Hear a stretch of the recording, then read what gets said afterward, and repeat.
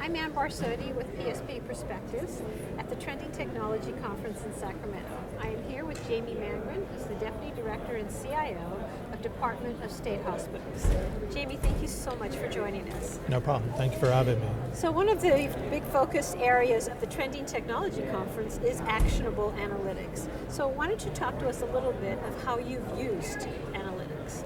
So we run a very large hospital system of forensic patients, which are patients that have been committed by court for committing some violent felony, as well as being mentally ill.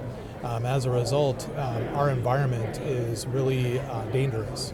Last year alone, we had over 2,600 attacks on our staff by patients. So one of the biggest tasks that I'm given on a regular basis is to provide data and the tools basically to analytics people to figure out why that's actually happening. And so we see now every system that we deploy as a new source of information to help us peel back the onion to try to figure out why is this actually happening in our hospitals, and then how do we make our hospitals safer, not only for the patients but also for our staff. That's wonderful. So in your experience, how does this support the line of business?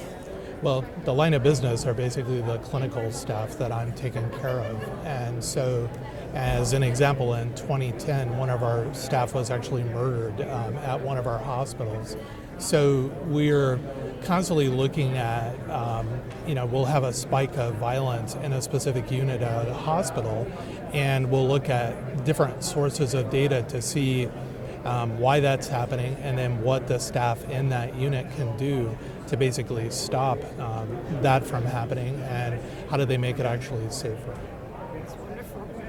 And what overall impact has analytics had that you would want to discuss or share with us? We are seeing a downward trending on the number of attacks on patients. It's gone now substantially each year for the past 4 years. Unfortunately, our attacks on staff are keeping constant, but the decisions that we're making based on, I would say, metrics that are coming out of our analytics are helping us basically craft, I would say, clinical process and change, and then we watch it through the downstream data to see if the outcomes were basically what we were looking to achieve. Wow, that's amazing.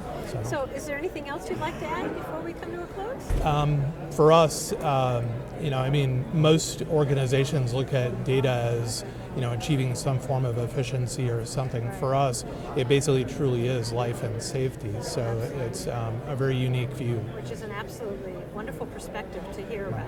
Yeah. Right.